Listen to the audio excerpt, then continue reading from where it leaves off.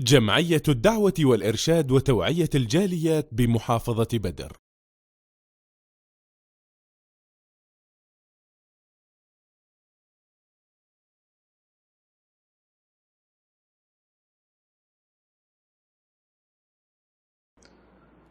الحمد للہ رب العالمین والصلاة والسلام علی اشرف الانبیاء والمرسلین اما بعد۔ محترم سامعین و ناظرین، آقا علیہ الصلاۃ والسلام نے ہماری بھلائی، ہمارے فائدے، ہمارے نامہ اعمال کو اور ہماری زندگیوں کو دنیا اور آخرت میں سنوارنے کے لیے ہمیں زیادہ سے زیادہ نیکیاں کرنے کا حکم دیا ہے۔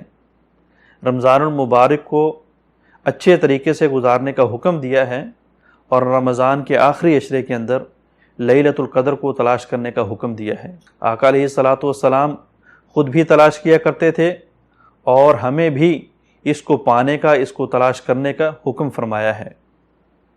ہم اللہ کی توفیق اور اس کی مدد سے اس جاری آخری عشرے کے اندر لیلۃ القدر تلاش کرنے کی ہمت کریں گے، کوشش کریں گے، تو کیا ہم جان سکتے ہیں کہ لیلۃ القدر کی نشانیاں کیا ہے؟ ہمیں پتہ چل سکتا ہے کہ آج رات اللہ کی توفیق سے ہم نے لیلۃ القدر پا لی ہے؟ تو شیخ ابن عثیمین رحمہ اللہ تعالی اپنی شہرہ افاق کتاب کے اندر اس کی 6 نشانیاں بیان کرتے ہیں۔ سب سے پہلے فرماتے ہیں کہ لیلۃ القدر کی پہلی نشانی کہ اس رات کے اندر جو روشنی ہوتی ہے وہ بڑی عجیب سی اور بڑی پرکشش اور بڑی پرسکون ہوتی ہے۔ تو اس روشنی کا اندازہ آپ بادیہ کے اندر لگا سکتے ہیں، دیہاتوں کے اندر لگا سکتے ہیں۔ جو شہر ہیں یہ تو آرٹیفیشل روشنیوں سے، یہ تو ہے مصنوعی روشنیوں سے روشناس ہوتے ہیں، یہ روشن ہوتے ہیں، لیکن لیلۃ القدر کی جو خاص روشنی ہے وہ جنگلوں کے اندر، صحراؤں کے اندر اور دیہاتوں کے اندر اس کا اندازہ ہو سکتا ہے۔ تو بہرحال پہلی نشانی کہ اس رات روشنی بڑی پرسکون ہوتی ہے۔ دوسری نشانی کہ انسان کو دلی سکون ملتا ہے، دلی راحت ملتی ہے۔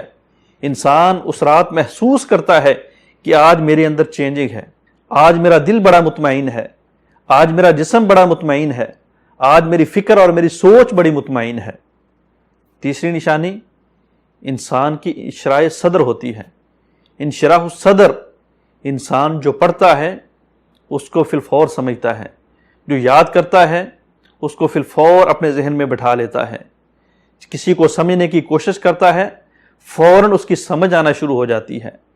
ہر وہ معاملہ جو اس کے لیے الجھا ہوتا ہے، اس رات جب وہ اللہ کی توفیق سے عبادت کرنے کے بعد اس کے بارے میں سوچتا ہے تو اللہ رب العالمین اس کے لیے آٹومیٹکلی اس کے راستے کھولتے جاتے ہیں۔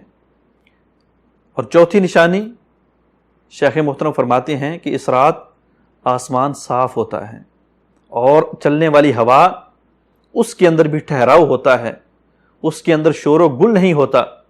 پانچویں نشانی آقا علیہ الصلاۃ والسلام نے فرمایا، یہ حدیث ہے کہ لیلۃ القدر کی صبح جو ہوتی ہے جب سورج نکلتا ہے تو وہ بغیر شعاؤں کے نکلتا ہے، مطلب ایسی شعائیں جو انسان کو تکلیف دینے والی نہیں ہوتی، انسان کی آنکھوں میں چبھنے والی نہیں ہوتی، بلکہ ٹھنڈی ٹھنڈی اور میٹھی میٹھی شعاؤں کے ساتھ سورج طلوع ہوتا ہے۔ چھٹی نشانی کہ اس رات ستارے نہیں توڑے جاتے۔ جو رات کے اندر ہم منظر دیکھتے ہیں ستاروں کے ٹوٹنے کا، ستاروں کے لگنے کا، اس رات یہ عمل نہیں ہوتا۔ اللہ رب العالمین ہمیں یہ رات حاصل کرنے کی اور اس کو پانے کی توفیق عطا فرمائے۔ السلام علیکم ورحمۃ اللہ وبرکاتہ۔